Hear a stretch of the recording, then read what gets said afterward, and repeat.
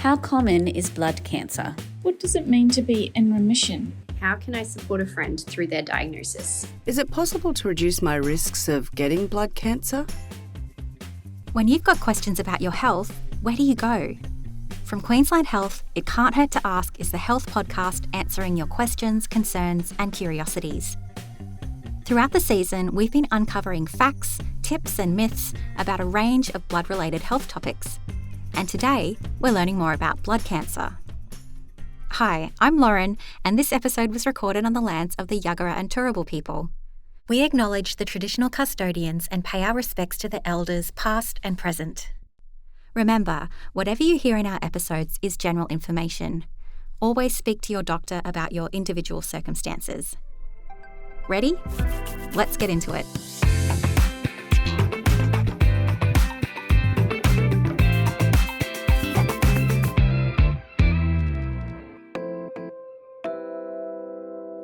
With 1 in 2 Australians diagnosed with cancer by the time they're 85, it's likely that you or someone you know will have a connection with cancer at some point in your life.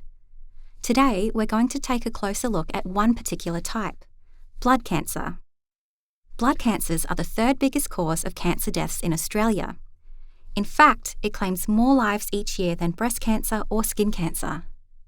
To put in perspective, there are currently 135,000 people in Australia living with blood cancer or a related blood disorder.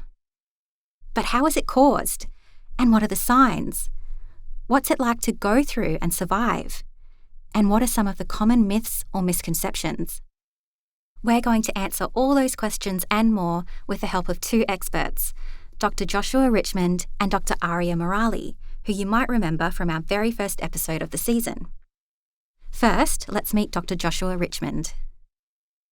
My name's Joshua Richmond. I'm a clinical and laboratory haematologist. I work on the Sunshine Coast. A haematologist is a doctor who specialises in the study and treatment of blood and blood disorders, like blood cancer. So what actually causes blood cancers to develop? I guess a general explanation is that blood cancers are due to changes in the DNA within our stem cells. So the stem cells are really what makes our blood. And in almost all cases, this is a random event. This is not something that we inherit from our family. And it's not something we can really change through any lifestyle measures. Most of these mutations occur as we get older. And what happens is the damage that it's done to the stem cells causes the stem cells to no longer able to make the white cells, platelets and red cells in an effective way, which is what causes the symptoms. The mutation or growth of an abnormal type of blood cell reduces the bone marrow's ability to produce normal levels of our other blood cells. This affects the way the rest of the body works, and all those abnormal blood cells, they're now exploring and travelling around the bloodstream, getting into places they shouldn't. It doesn't take much to knock the body out of balance. When the abnormal cells build up in the blood, they can then spread to other parts of the body, including the lymph glands or lymph nodes. These are lumps of tissue all over the body made up of white blood cells that help fight bacteria, viruses and infection as part of our immune system.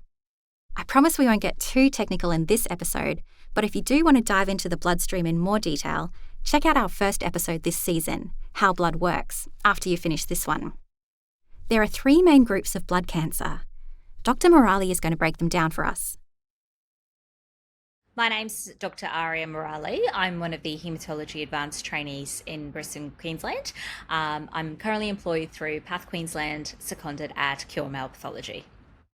You might have heard of things like leukemia, lymphoma, myeloma.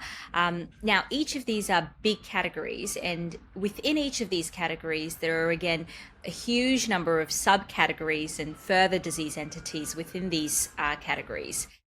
All of these diseases vary incredibly widely in their underlying disease pathway, in what the presenting symptoms and signs are, and what their prognosis and treatment options are as well. Soon we'll be hearing from Briony about her experience with lymphoma specifically. But first, let's learn a bit more about those 2 other types of blood cancer Dr. Murali mentioned. In the simplest sense, leukemia is a cancer of the white blood cells, which are the cells in your body that normally help to fight infection. All of the white blood cells are produced within the bone marrow, and after they're produced, depending on the exact type of cell, they travel to other sites, such as your thymus or your lymph nodes, and they travel to these sites to mature and to gain experience in a way to help them perform their function, which is to help fight infection within the body. Doctors take many individual factors into consideration when working out prognosis, or how the disease will develop, and the best course of treatment. This might include how old the patient is, any other medical problems, and their tolerance to potential treatments. Then there are disease-specific factors, like what subtype it is or the genetic mutation involved. In terms of broad brushstrokes, of course, many people have heard about chemotherapy, and it can be used to treat certain types of leukemias. It can provide disease control, and in some cases it can help us target or offer a cure. Bone marrow transplant is another treatment modality that's used in the treatment of leukemias, and it can be used to control disease and provide cure. In certain types of leukemia, there are lots of targeted therapy options, which is actually a non-chemotherapy sort of medication, things such as tyrosine kinase inhibitors, we call them TKIs for short. Myeloma is another type of blood cancer. It occurs in a specific type of mature white blood cells, known as plasma cells. We all have these in our body. They're basically cells that produce antibodies or proteins that see and target foreign antigens or invading threats. Now, plasma cells are made in the bone marrow, and much like other white blood cells, and they have their own maturation process. What happens in myeloma is that these plasma cells start replicating or dividing out of control. And as a result of that, what happens is that the normal bone marrow tissue is replaced by these abnormally dividing plasma cells, and the normal bone marrow is unable to produce the normal white blood cells, red blood cells, platelets like it should. This reduction in red blood cells can lead to anemic-like symptoms like breathlessness and lightheadedness. The issues with white blood cells means you can be more prone to infections. Destructive lesions within the actual bones themselves can make you more prone to fractures, and the disease can also affect a number of organs and organ systems too. In myeloma, we use, there's again a wide range of medications. There are immune modulatory medications. Steroids are used, chemotherapy can be used, stem cell transplant can be used, and all of these treatments can be used in various combinations to achieve disease control. There are also, quite novel monoclonal antibodies that are these antibodies that target specific antigens on these abnormal plasma cells and help to target those plasma cells and clear them. They've also been extremely successful in this space, and now the new kids on the block are the cellular therapies that really harness the power of your own body's T cells, your own body's white blood cells, to attack the plasma cells. And they've shown significant promise in myeloma, and I think I'm really excited to see how that plays out in the future.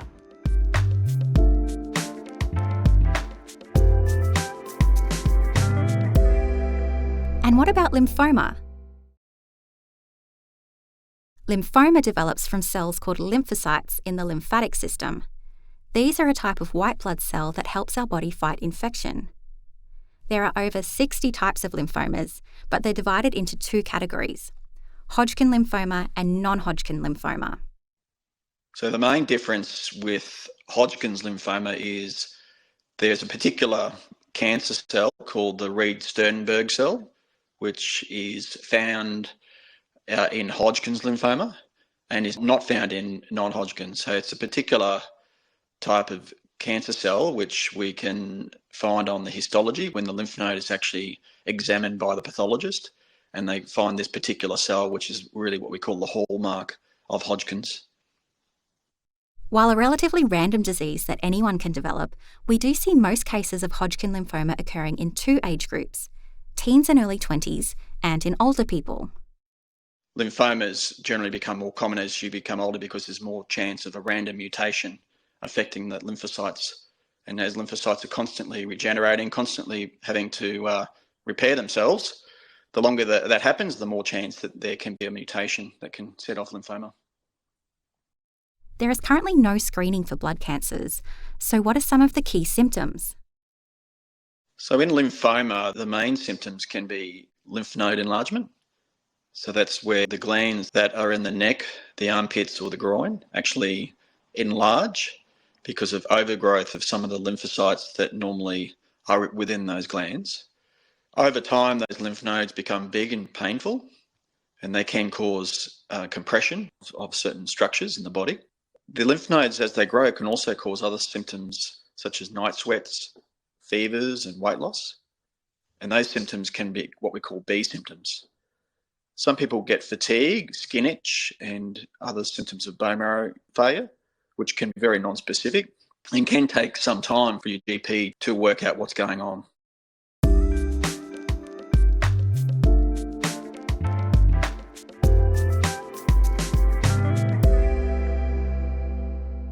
Filmmaker and author Briony Benjamin was 31 when she was diagnosed with Hodgkin lymphoma. Living in Sydney and working as head of video for a major media company, her life was busy and fast-paced.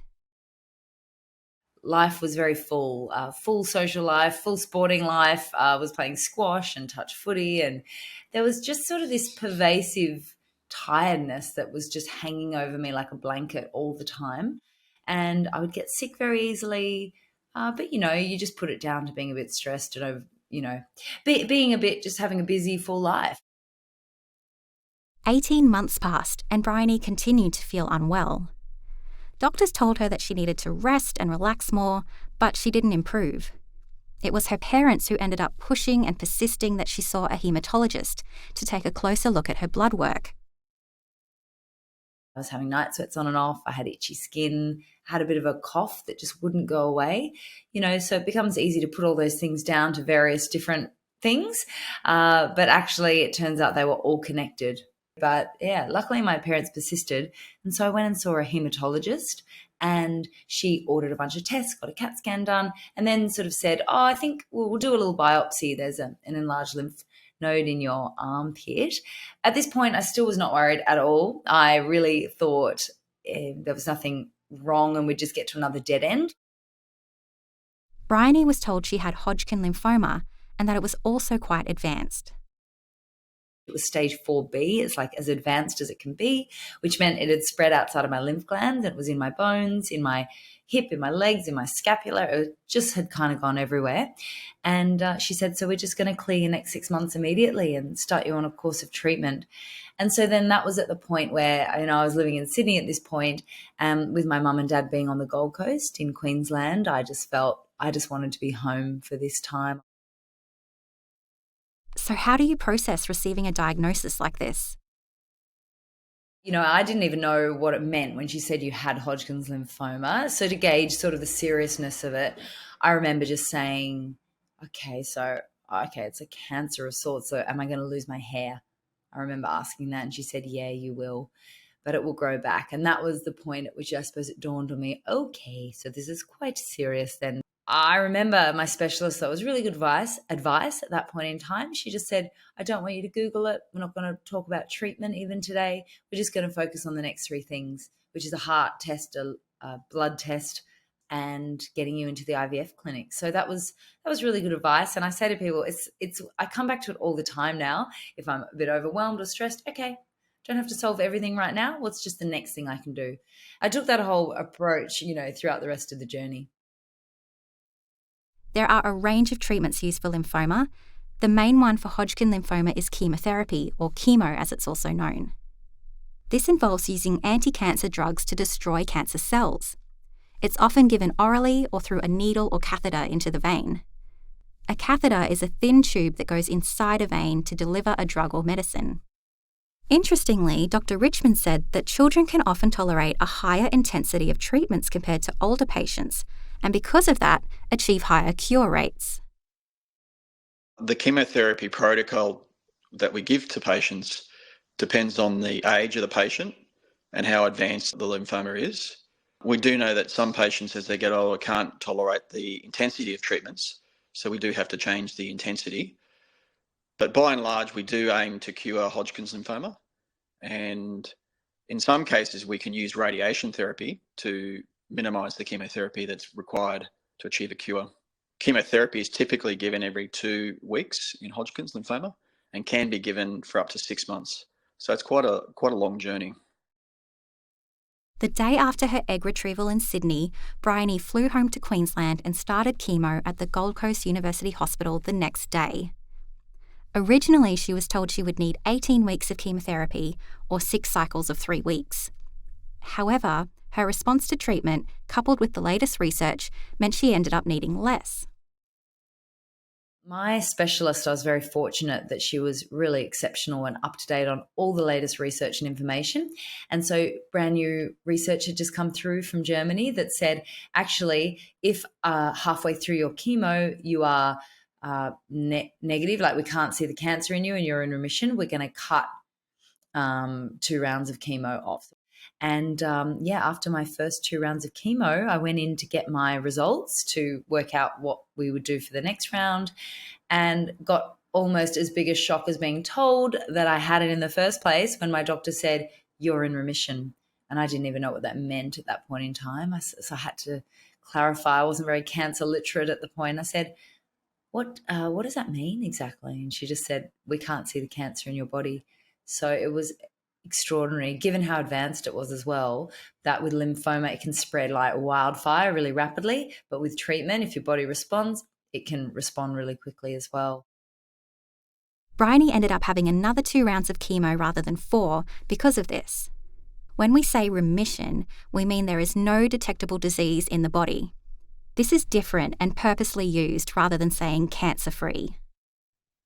So I guess the term cancer-free is not something we generally use, because that implies that there is no cancer within the body, and that implies that obviously the cancer is not going to come back.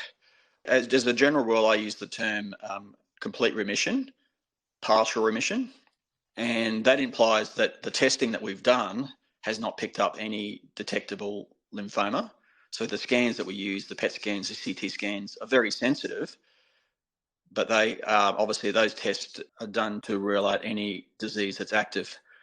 So in terms of cancer-free, we generally don't use those terms, but we use the words complete remission. The longer you're in a complete remission, the better the chance of a cure and not having the disease come back.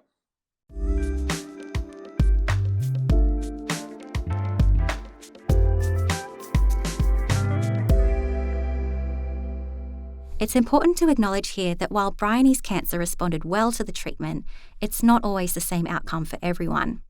And of course, a diagnosis like blood cancer can impact your mental health as well as your physical health. Taking care of her mental health was also really important to Briony, and it's taught her lessons she still practices today, including one very helpful piece of advice from her psychologist that helped reframe her outlook. One was very early on. I went and saw at the Gold Coast Hospital, went and saw a psychologist, and she dropped a bit of a bombshell on me when I was sort of saying, "Oh, I've got to, lose my hair, but that's okay. It'll grow back, and maybe it'll teach me to be less vain." And, I was sort of grasping at all these sort of positives. And she just said to me, "I just want you to know you don't have to find any positives in this, and you don't have to find any silver linings. You can hate the whole thing if you want," which to me felt a bit heavy. And I thought, I don't want to take that energy into it. But what it did release a pressure valve to sort of be this perfect patient and get an A++ in cancer. And, I often like to use the expression now, when you think about a battery, it has a positive end and negative end, and positive only batteries don't work.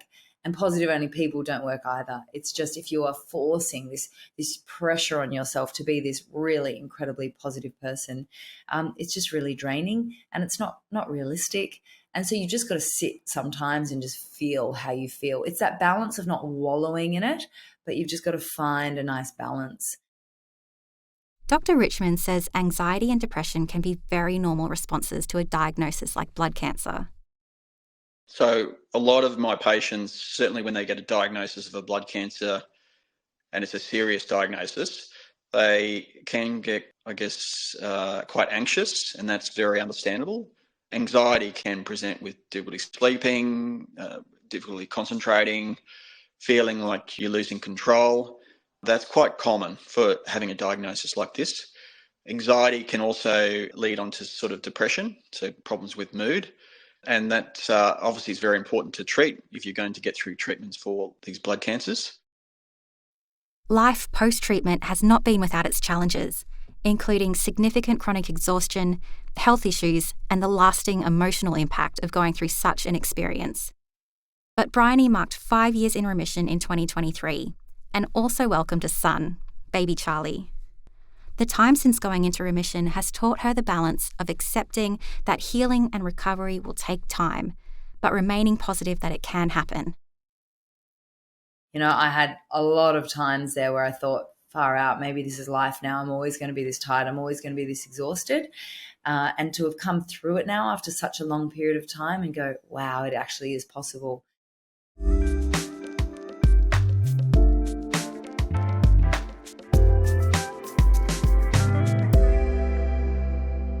So the question people ask a lot, how can I support a friend or a loved one going through cancer? The message to people that are supporting people through a crisis is be there once the storm has passed, because that's when you really need the support. And that might look like, you know, life gets busy and you forget, and it can be hard to support someone well over a long period of time. It does take a lot of energy. So even if it's like setting a weekly reminder in your phone just to check in with them, send them a voice memo, you know, a little video, those sort of things can help so much. And another thing I suggest in the book is coordinate with a bunch of other friends. So even if you're like, I actually can't do this on a weekly basis, I don't have capacity, but could you help set up a schedule so, you know, every week someone's calling them? That's a lovely idea. Briony's advice to anyone going through cancer themselves is to be their own biggest advocate. Also, to write down or record, with permission, what your doctor says, so you can remember details through the fog or shock, or go back and ask further questions or explanations. There are no dumb questions. And in terms of keeping health anxiety post-cancer in check? I think as a cancer survivor, it can be very quick to be triggered and to jump back into that mindset. And I always try to take the approach of, I'm not going to worry about anything until I have concrete evidence there is something to worry about. If something was to flare up, I would, you know, just book an appointment with my doctor or my specialist and go get a blood test, and not think about it or worry about it until I had some concrete results. In addition to her wonderful team at the Gold Coast University Hospital, Briony also found extra support from the Lymphoma Australia Foundation and the Leukemia Foundation very valuable. They had a nurse that was in the hospital that could just help you navigate the system a bit. And it was nice knowing you could have a mobile contact number for someone to call. And then, the Leukemia Foundation were really fantastic. I actually got a call from them once I was out of treatment. And this counsellor just called and sort of checked in and said, how are you going? I said, actually, I'm really struggling. I'm finding it hard. And she said, okay, that's very normal, and talked me through a few things and connected me with some other services, including an exercise service. Because I think after chemo, you're worried about hurting yourself. You're worried about overdoing it or making your fatigue worse. So they could connect me with, I think you could do 6 sessions with a one-on-one with an exercise physio. You can find the links to both these foundations in the show notes.